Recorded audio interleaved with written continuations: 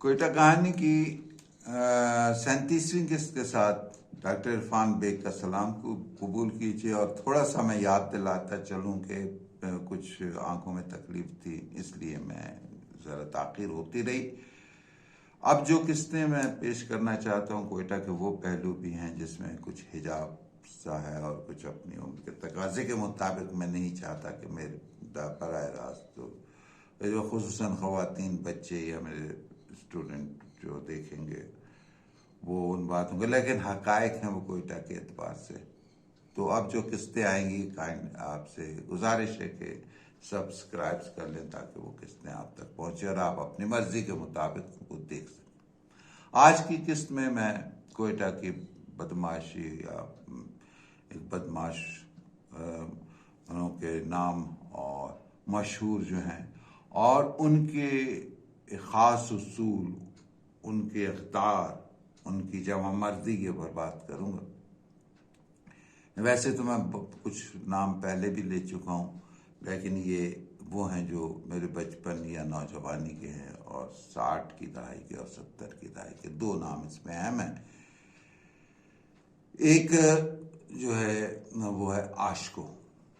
ये कोई 74 में, जब मैं 1974 में मैं प्राइमरी टीचर हुआ, तो पोस्टिंग जो थी मेरी, पहली पोस्टिंग मेरी गुलिस्तान से आगे हुई, दूसरी वहाँ से ट्रांसफ़र के बाद मैं 74 में यहाँ आया किली इस्माइल। तो उस वक्त तक उसका नाम था, इसका ताल्लुक़ किली इस्माइल से था और इसके लिए गीत बनाए गए थे, लोग गीत गाते थे। गालिबन इसका कोई भांजा भतीजा भी हमारे पास पढ़ता था। बहरहाल ये एक बड़ा नाम था। ये डाके या उसके जो वारदात हैं, ये बिल्कुल इसी तरह जैसे सुल्ताना डाकू, अमीरों को लूटना, गरीबों को तुम्हें तकसीम करना या उनकी मदद करना, या हमारे यहाँ निज़ाम लोहार जो बाद में निज़ाम डाकू बना, या अगर बरतानिया के उस लिटरेचर में देखें तो रॉबिन हुड जो, तो इसका ये रवैया था और लोग इसी बुनियाद पर उसको याद करते थे।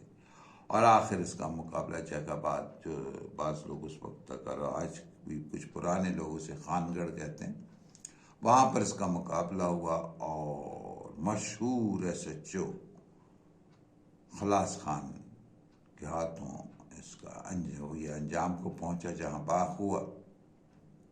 लेकिन इसको अरसे तक याद करते हैं और पुराने लोगों को मालूम है कि आशिको एक बड़ा नाम था इस हवाले से कोयटा। इसके बाद दूसरी शख्सियत जो है वो बरावी रोड के ऊपर मीर मीठा खान स्ट्रीट के इस तरफ उसकी रिहाइश हुआ करती थी और उसका नाम था खालको। खालिक से शायद खालको था। ये मेरा बहुत, हम चूँकि ये छोटा सा शहर था और ये छोटे से इलाके थे, तो यहाँ पर अकबर का तालाब जो है बड़ी रोड के शुरू में ही जैसे आता है, वहाँ पर हम बचपन में नहाना, खेलना, कूदना, तैरना, तो वहाँ से वाक़ियात में बहरहाल, तो इससे मेरी वाक़फियत भी थी, इज़्ज़त भी करता था। इसका भी अंदाज़ ऐसा था, इसका रेंज कहा जाता है कि ईरान के शहर ज़ाहिदान तक था। और ये जो है अबल आखिर जो है जेल में था, तो किसी, मेरा ख्याल है किसी बड़े रईस आदमी से इसकी कोई दुश्मनी हो गई और उसने उसको धमकी दे दी थी, थ्रेट कर दिया था। तो फिर इसको जेल में ही सुना है, मुबैना तौर पर लोग कहते हैं कि जहर दे दिया गया। ये वो शख्सियात थी जो जहाँ तक आशिकों का ताल्लुक़ है, तो ये शायद 50s और 60s के अदीब, ऐसा है मुझे नहीं मालूम क्योंकि मैं बच्चा था। और खालको जो है वो 80s तक जो है रहा, फिर इंतकाल कर। इसके अलावा जब हम बच्चे थे तो एक बदमाश था, बशीरा, डाकू नहीं था।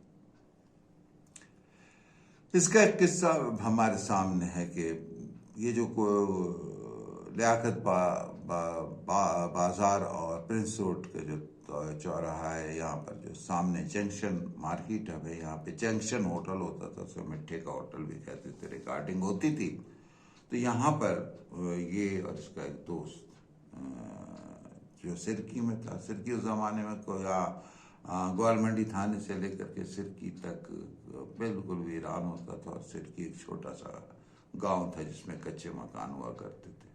वो उसको उसमें साइकिल से बिठा के लाया, बेवा माती इकलौता उसका बच्चा था, इसका दोस्त था। ये दोनों आए, वो कबायली कोई दुश्मनी थी, इसके रास्ते में लोग जंक्शन होटल के पास ही बैठे हुए थे। जैसे ही पहुंचे 10-12 आदमी डंडों और लाठियों के साथ हमलावर हुए। दोनों जवां मर्दी से लड़ते रहे, काफी उन्होंने मुकाबला किया उनको सब।